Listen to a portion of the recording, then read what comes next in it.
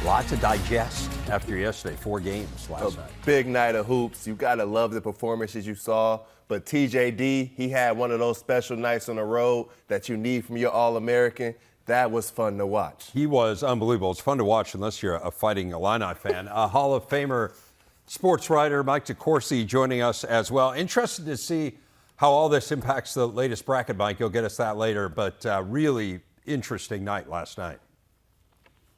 I was really taken with what Trace was able to do, especially since earlier in the day, Sporting News came out with their midseason All-America team, and he wasn't on it. Not because he hasn't had a fine year, but you hadn't had the year that necessary to that point to maybe put him on there. So if he plays like that last night, he might jump all the way from off the charts onto the first team by the time we get to the end of the year. It is not out of the realm of possibility that you motivated him for that game, right? That he was perusing the Twitterverse and saw that he was left off, and he took it out on the Illini. Our big story, the games from last night, and there were, as we said, 4 of them. Michigan State, a home win over Rutgers. Spartans hit 55% from 3, held the Scarlet Knights to 12% behind the arc. Maryland got 26 from Jameer Young in a win over Michigan. Purdue held Minnesota to 12 first-half points in a 22-point win. And then again, Indiana shot 62%. TJD, 35 points, 9 rebounds, 5 assists, a 15-point road win at Illinois. Mike, let's start, though, with Michigan State. I was curious how they would respond after the game against Purdue, where they had every opportunity to win it, and some great heroics down the stretch from Tyson Walker put them in a position to do so. And then kind of the heartbreaking last possession there, Zach Edey getting the field goal to win it. I would say they responded quite well against Rutgers, particularly on the defensive end. What stood out to you? Well, there were a couple things that stood out to me. Jackson Kohler, obviously, standing up to Cliff Amore with the physicality that Cliff has and the dynamism, and a couple of inches and some length over Jackson as well.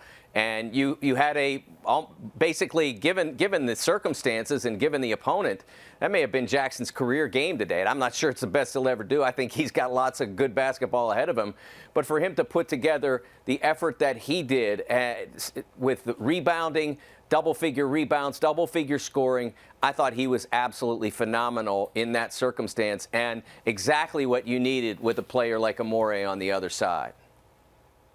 Yeah, and I thought Jackson Kohler, that was his best game today. The aggressiveness on offense, but it wasn't just his offensive game. 12 points, yeah, that's great, but he got 3 blocks. He was aggressive on the defensive end, everywhere he needed to be in help side, coming over and helping guys out. And then Michigan State, they just shot the lights out. 12 for 22 from the three-point line. They were sharing the basketball all around the perimeter. It was a different guy at big moments. You see Tyson Walker make a big shot. You see Jay Nakins make a big one. And down the stretch, A.J. Hogarth got them into every set that Coach Izzo needed them to get into. And they ended up winning that game with their offense, but their defense was solid. Held Rutgers to 34% from the floor.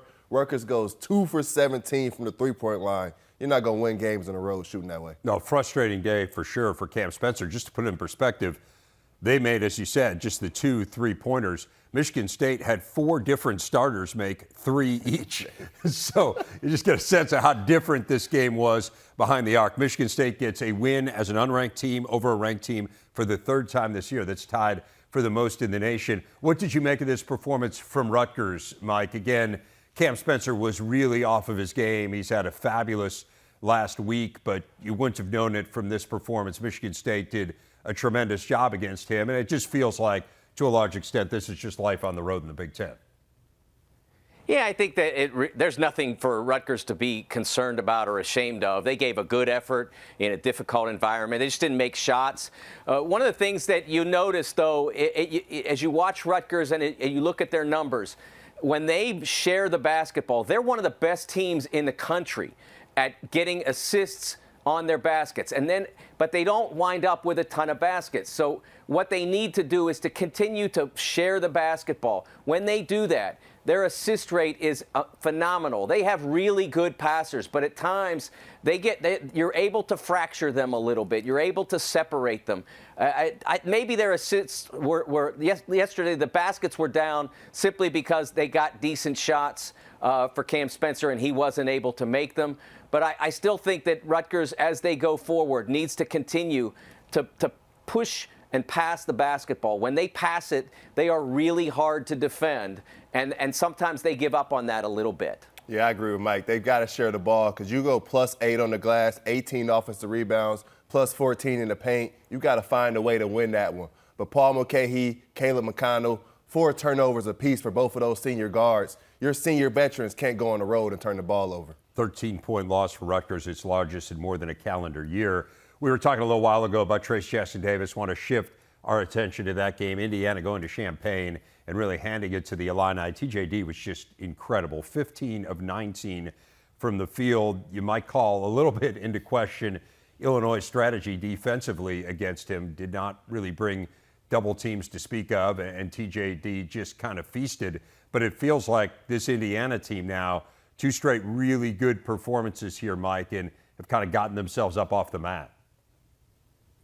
It's almost impossible to understand or explain. You're talking about a team that once they were reduced to the current group because of Race Thompson's injury, they gave up over 3 games an average of 89 points, 88 and change. And now, over the last 2 games, they've given up an average of 55 points. Now, how is that possible with the same group? How could you fix that much in 3 days? But they did, and they got well against Wisconsin. A lot of us wondered, okay, great, you did that. You were at home. Wisconsin didn't have Tyler Wall, so they weren't that tough to guard. But then you go into the Illinois environment, Orange Crush, a team that was playing well, that had just registered some really nice home wins, and then you just completely dismantle them defensively. I really struggle to explain what the difference is. The difference is they're staying in front of their guys now. They're helping each other. I mean, the technical differences are easily explained, but it's hard to explain how they were so ineffective for that 3-game stretch, the 3-game losing streak, and all of a sudden they're a shutdown D again.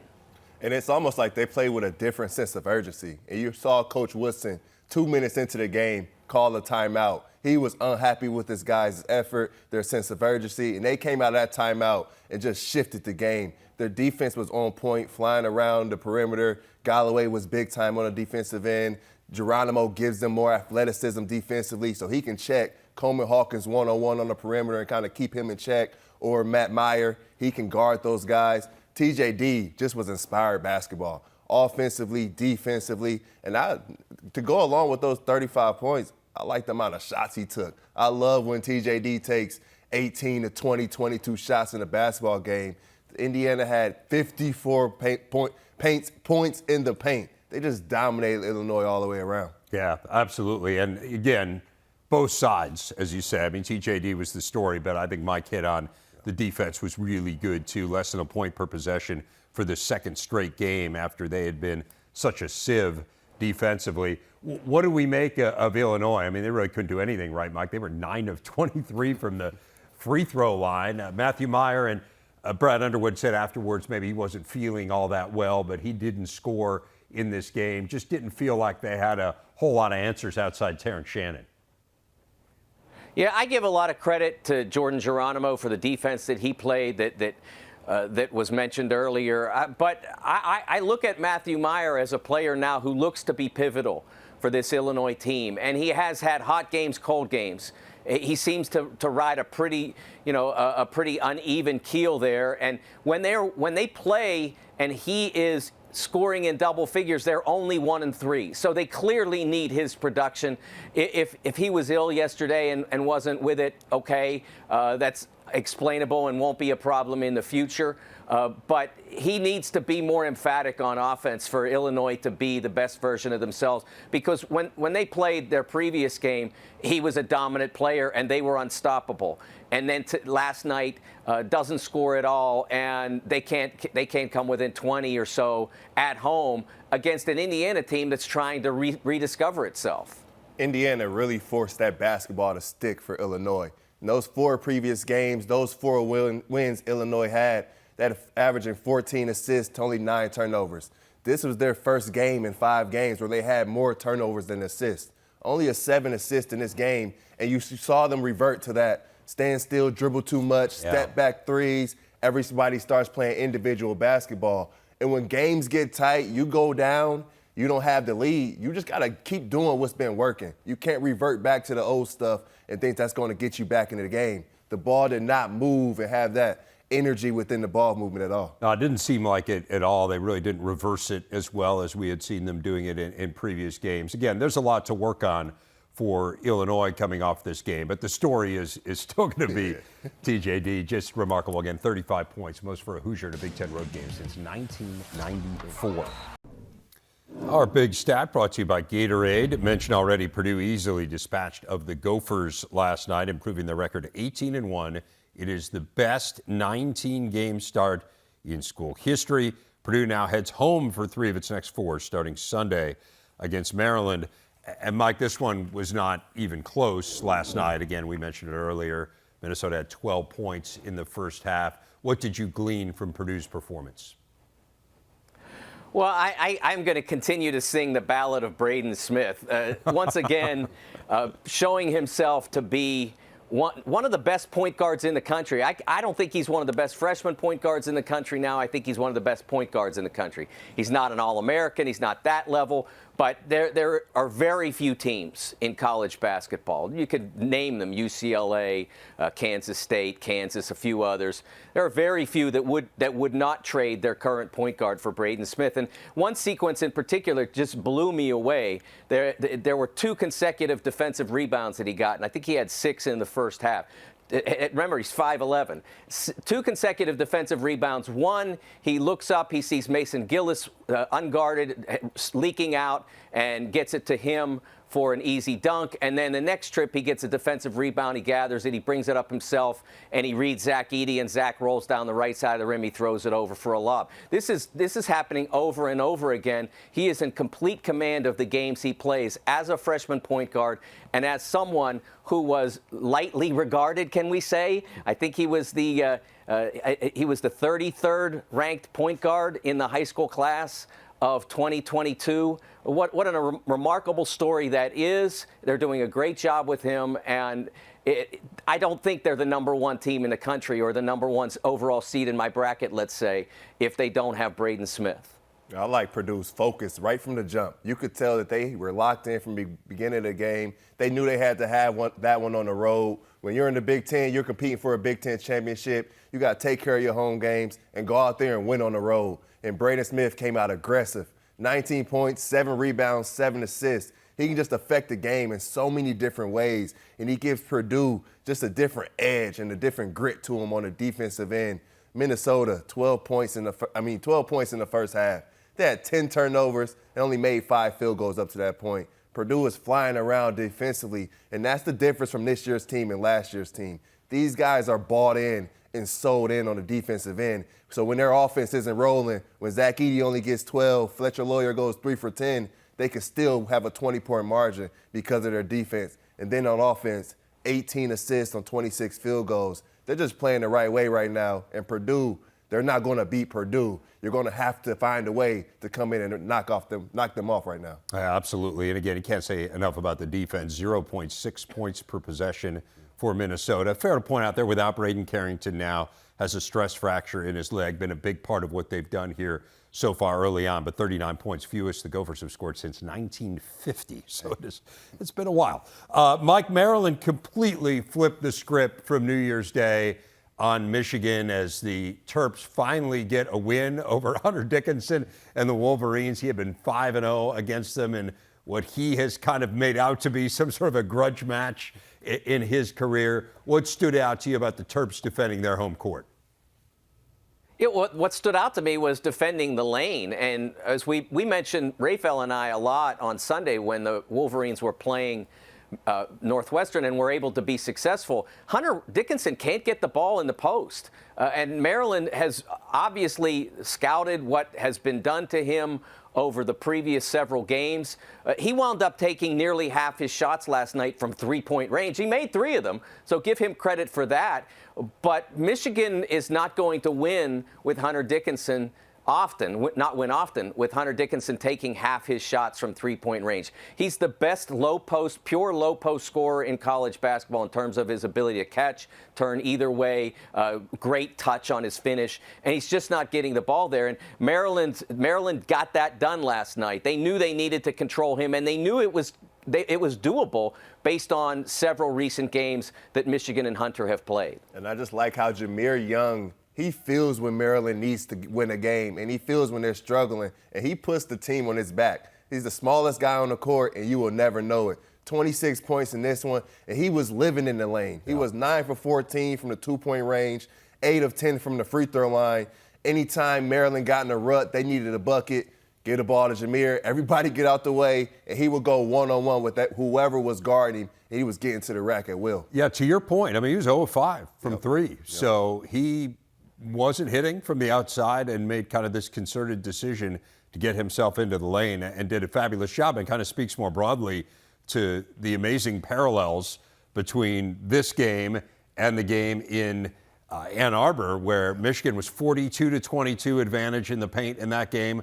Last night it was Maryland 42-22 in the paint. So to say they flipped the script, I mean, they exactly flipped the script. They obviously didn't have nearly as big a winning margin, but give them credit for understanding what went wrong, which was pretty much everything in that game in Ann Arbor, and figuring out a way to fix it. No, 100%. They had a pride, and that's what you got to have in the Big Ten. You can't go out there and get smacked and then come back to your gym and still lay down and get smacked again. Maryland know they needed that game for their locker room, but also for the fans to keep believing in them. You want to keep that gym full. That's one of the toughest venues to play in college basketball. So when Maryland starts playing hard, they start showing a passion, a sense of urgency, those fans are going to fill that arena right back up. And they have been good at home. They've got 3 Big Ten games. They got one more road game coming up, and then 3 Big Ten games in a row at home coming up. So this is a really important stretch. They had 4 of 5 at home. They get the first one. We'll see how they fare in those next few afterwards. And a look at the rankings right now shows you just how loaded the conference is. 3 of the top 4 teams in the nation, 4 of the top 7, 5 of the top 10. This should not surprise us, given the Big Ten has won 15 straight team national titles. It is the dominant conference in the sport. And on days like this, when wrestling takes center stage, there's really only one logical way to approach it, and that is bring Shane Sparks into studio, wind him up, and let him go. So let's start here. Just big picture, give people a sense of how good the Big Ten is this year. You can count on 3 things, Dave. You can count on taxes, you can count on death, and you can count on Big Ten dominance. You said it, 15 straight years where this conference has won a national title. The last was Oklahoma State in 2006. That's a long time ago. And you bring those rankings up. The 11th team is Minnesota. So the Big Ten, 6 of 11. You have 12 teams in the Big Ten that are ranked in the top 30. And one thing I've noticed this season is those teams that have been, from a standing standpoint, on the lower tier, bumping up. Angel Escobedo at Indiana, they're off to a 2-1 start in the Big Ten. Mike Powett has been phenomenal in his second year at Illinois. They gave Iowa a dogfight a couple weeks ago. Michigan State, rough week last week, but they're off to their best dual-meet start in nearly 50 years. And Alex Clemson in Maryland, they just beat Oklahoma. They were 3-1 at the Virginia Duels. The Terps are coming. This is a phenomenal, phenomenal conference. And what I love about it, Dave, is every single time you just better be ready. And you hear coaches talk about it. I've been listening to them for 10 years, but now I finally really get it. Yeah, you better be ready every single time, because nobody goes out for Big Ten wrestling, Dave, to get involved. These guys are there to win.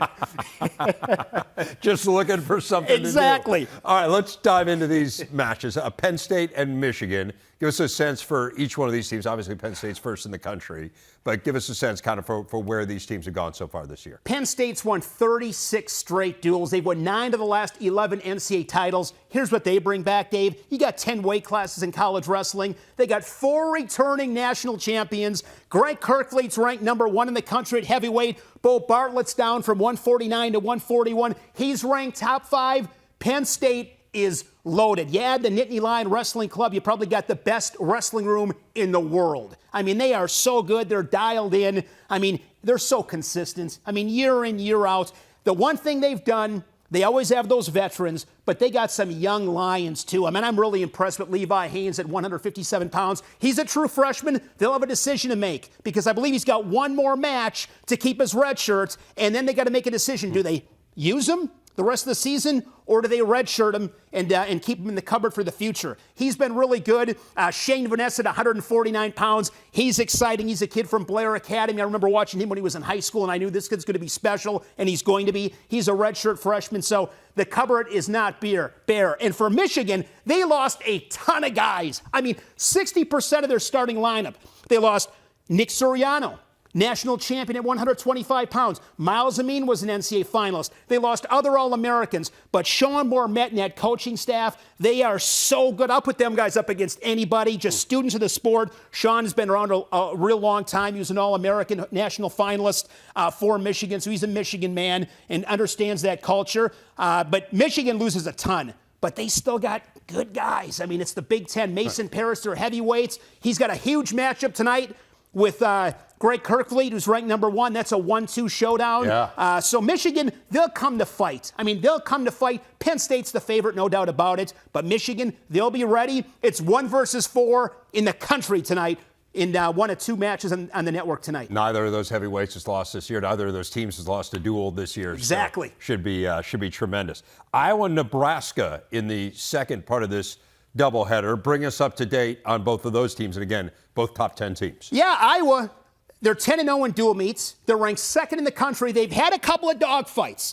They got tested inside Carver Hawkeye Arena by in-state rival Iowa State early December. And then Illinois a couple of weeks ago, it came down to the final match. They needed Big Tony Cassiope at heavyweight to put a cherry on top of that victory. He got a fall and got it done. But Tom Brands and that coaching staff in 15 seasons and 15 tournaments that he's been the head coach, they've taken a trophy home every year but 2 years. His first year, they were 8th, and then one of those years, they were 5th. They won the team title in 2021. Simply put, Dave, Iowa is Iowa. They'll pack Carver Hawkeye Arena. You'll have 15,000 people going crazy there. And with Nebraska, this team, to me, very impressive because they got off to a slow start. They had one against North Dakota State. They lost that against the Bison. Then they lost to NC State. They were 1-2 in dual meets. But one thing I've learned this season with Nebraska, you don't judge the Huskers until the Cliff Keen Invitational in Vegas, one of the tougher tournaments in the season. They won it again. 3rd straight year. They had 3 champions, and ever since they've looked really good. I was impressed last week. Their Big Ten opener in their second match in the Big Ten. They won both those last week. Looked really good. Good energy. They lost a lot, too. I mean, All-Americans at 84-97 in heavyweight, but they come back in, and they got some really good talent there as well. It's going to be tough, obviously, against Iowa. Hawkeyes Sure. have won 13 straight duels going back to last season and don't lose very often. Carver, as you well know. Hey, I do want, like, the one wrestler I think, like, everyone knows is Spencer Lee, just because, probably because of the wrestling without 2 ACLs Yes. a few years ago, and that bite just went viral. And I think, like, even the most casual fan knows about Spencer Lee, and he redshirted last year after kind of trying to give it a go and had the knees fixed. So bring us up to date on Spencer Lee and how his year has gone. You can't make this stuff up, Dave. A year ago, he got both ACLs repaired, and one of those knees, it was the second time.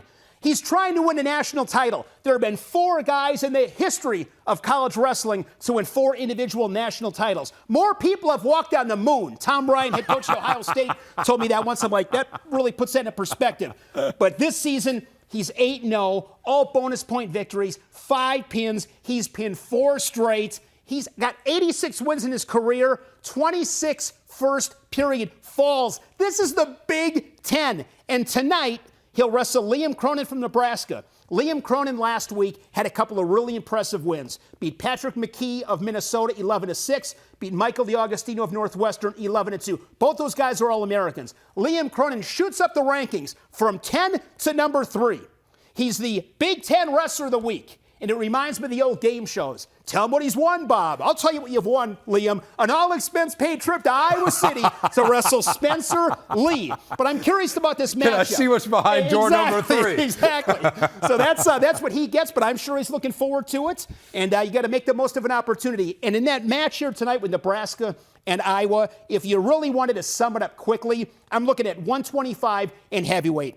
Spencer Lee, big favorite at 125. As good as Liam Cronin is, Spencer Lee's a big favorite there. And Tony Cassiope at heavyweight. They'll be looking for bonus points in those two weight classes. Nebraska has got to limit the damage at 125 and heavyweight to have a chance. Shane, this is great. I feel like I'm up to date. If you could bring a little more energy next time, we'd really appreciate How can that. you not get excited? I mean, this is the Big Ten, a doubleheader tonight. Phenomenal weekend. We got Iowa at Wisconsin on Sunday. Rick Pizzo and I back on Monday for Big Ten Wrestling Beyond. And we'll be looking for some tough wrestling this weekend, Dave. I'll bet, Dave, if you wrestled, you'd be a guy that wouldn't give an inch. You'd be tough in that hard position. And you know what else I picture with you, Dave? Yeah. You'd be in on the legs quick. I mean, you better be ready when you toe the line because Dave Revson's got that sweep single to the right side, and he finishes quick. I could just see it, Dave. To say you have misjudged me would be maybe the greatest understatement of all time. Hot off the presses, Mike DeCourcy's latest tourney bracket. Purdue obviously holding steady as a 1 seed. 3 other teams in the upper half of the bracket, Rutgers, Michigan State, and Iowa. They have all moved up since we visited this topic a week ago. 3 of the 4 11 seeds are Big Ten teams, including Northwestern, which is among the last 4 in. Penn State and Ohio State now both out. They were in a week ago. So, Mike, let's talk through this. You've got 11 teams in the hunt right now in the Big Ten, and I know Michigan fans hope the Wolverines will figure out a way to get back in this discussion. It's certainly not a stretch to think that they could and make it 12. How does the Big Ten stack up in terms of the number of teams nationally? Well, they have more teams right now than any other league, and it's hard for me to not see them winding up with that. I think the Big 12 has shown itself to be the best league, but the problem for the Big 12 has been the disparity between teams 8, 9, and 10 and everybody else. That's to them, it's more about trying to make sure that they get that 7th team in and not losing that. Right now, they have, in my previous bracket, they had 6 teams on the top 4 lines. Yeah. So that's a really powerful conference. The Big Ten, on the other hand, has a lot of teams concentrated toward the bottom, but a lot of teams just out, as you mentioned, Penn State and Ohio State are both in that next 8 grouping. And then Michigan, a team that easily could, well, not easily in this league, but based on the schedule coming up, could certainly see themselves within these projections within a couple of weeks. I have them as 5 of the next 7 are at home. Mm-hmm. One of those is against Purdue, which is a huge opportunity. I mean, obviously, it's a great challenge, but you're talking about the number 1 overall seed. If you have them at home, they're probably not going 20-0. You could be the 1, maybe. Yeah. Well, so the last 2 years, obviously, they've got 9 teams in, so we'll see how that stacks up this year. You just kind of answered my next question, which Purdue you have as a 1 seed. They are the number 1 overall seed as well. Give us the kind of how that race is shaping up right now. Yeah, for me, I never took them off that. Although Kansas was like 1 and 1A for a long time. They were very close, and it didn't really matter at that stage because Kansas' natural region is the Midwest and Purdue's is the South because the South region will be played in Louisville this year. So there was no battle. But once KU lost earlier in the week to K-State, it became Purdue's alone. And if they continue like this, they won't lose it for me. Obviously, there's a lot of really good Big Ten teams that they're going to have to play to hold on to that, and we'll see how that all shakes out. But they have been the best team in the country to date, and they continue to show it with performances last night. You see that record 7-1 against quad ones. That's tied with Kansas for the most in the country. And just to give you some perspective, Houston and Tennessee 3 each. Bama has 5, so significantly better from Purdue and Kansas. Rutgers is a really solid team. The computers like them a lot. Obviously took a loss last night, but give us a sense of kind of what the ceiling is here for Rutgers. How high can this team climb? Well, if they sort of rampage through the rest of the Big Ten schedule, I don't see any reason why they couldn't get to a 3. But it's obviously a great challenge for them because they are in every game. That in almost the vast majority of their games, it's going to be a few baskets one way or another that decides the game. So it's hard to rampage in that circumstance. I do think that if they continue to perform as they have performed to this point, they're going to be in a top 5 position. whether it's 4 or 5, or if they can climb to 3, obviously in the scenario I described, if they would have to fall off to fall down this bracket. Now, we have seen teams in the Big Ten do that, usually due to injury. We saw IU fall out after Race Thompson got hurt. We saw Wisconsin drop several lines after they lost Tyler Wall for a few games. So staying healthy right now in this conference is the #1 job for every single team. 4 quad 1 wins for them, which stacks up really favorably. Only 8 teams in the country have more. And of course, they have arguably the best win going into Purdue and handing the Boilermakers their only loss of the year. Michigan State is moving up. That Rutgers win obviously helps a ton. Give us some insight into their resume. Yeah, and Michigan State's another team that continues to advance.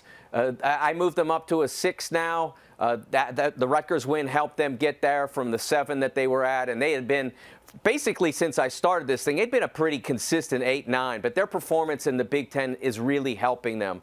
And again, I think they have an upside into the top 4 if they continue to perform well, but they face the same challenge as Rutgers, which is that they are built to be in every game. Every game is a few baskets either way, and you have to execute brilliantly down the stretch to keep coming out on the right side. We saw Wisconsin do that a year ago. That's who they were.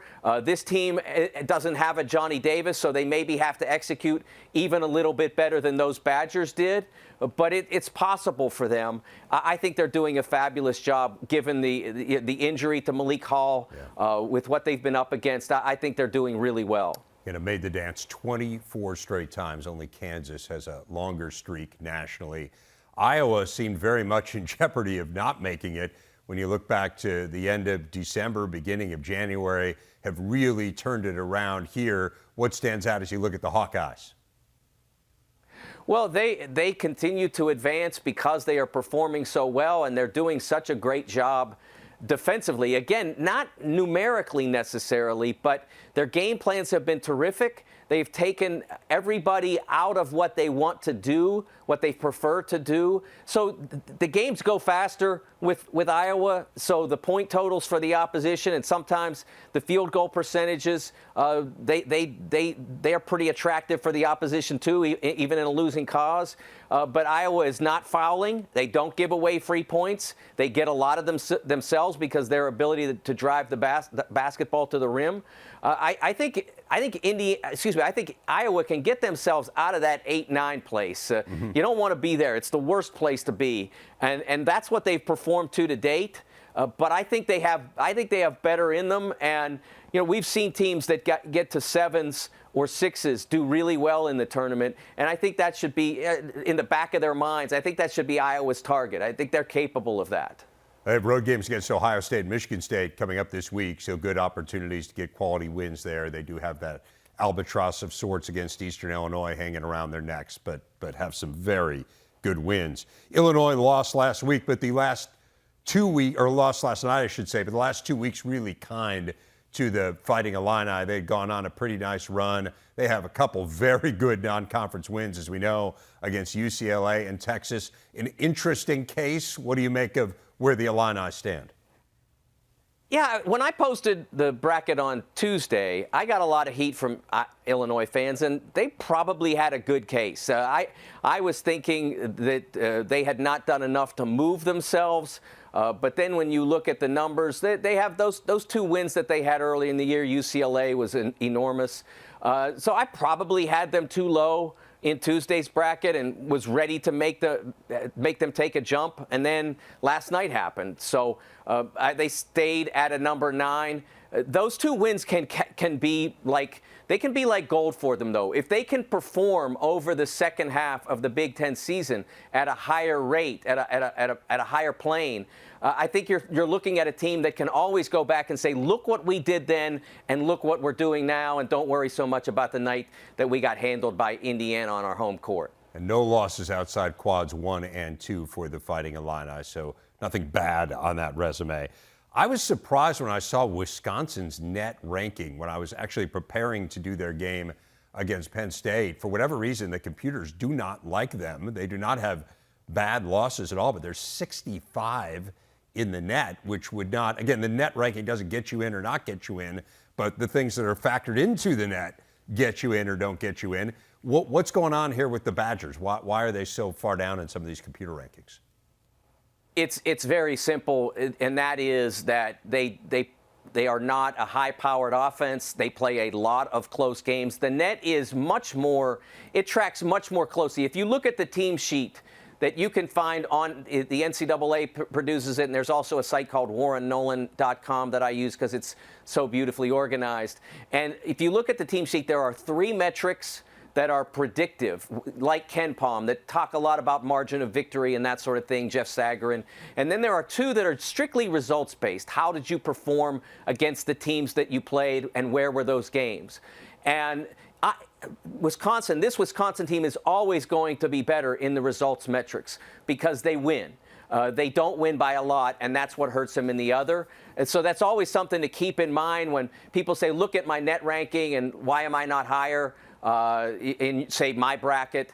That Wisconsin's only problem right now relative to a higher seed is the recent losses they took without Tyler Wall. If they come back and play at the level that they obviously got a great start the other night, if they come back and play at that level the first 2 months with Wall, then they become a team that threatens to get back into the heart of the bracket.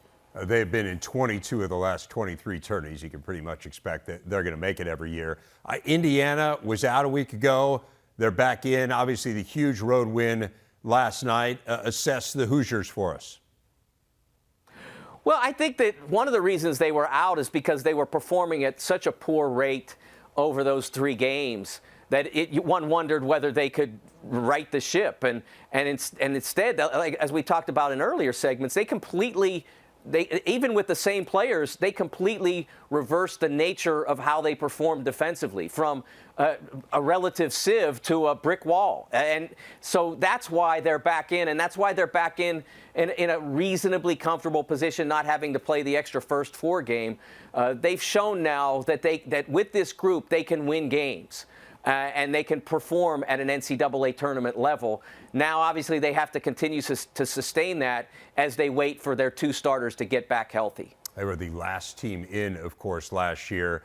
Maryland, kind of some Jekyll and Hyde qualities to the Terps so far, but that was a good win, a win they probably needed last night against Michigan, a team that hasn't played very well on the road. And, of course, they travel here to Purdue coming up this weekend. But give us some insight into the Terps. The Terps have those early non-conference wins to help them out, and now they have to continue to perform well in the Big Ten.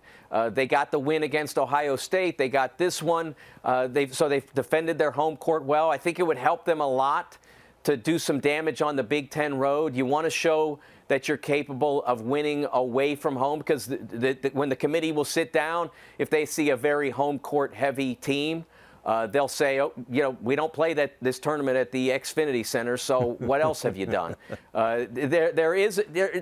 You can't overlook the home wins. They're very important. But spicing that up with a little bit more road performance is really helpful, especially when you're in the circumstance that the Terps are, which is among the last several lines of the at-large bracket. Well, Northwestern has done that. Northwestern won at Michigan State. They won at Indiana. Last week you had them out of your bracket. This week they're in. They did not win a game in the interim. Please explain. Yeah, I know. What happened was on Tuesday, I couldn't find 68 teams. I couldn't find 36 at-large teams.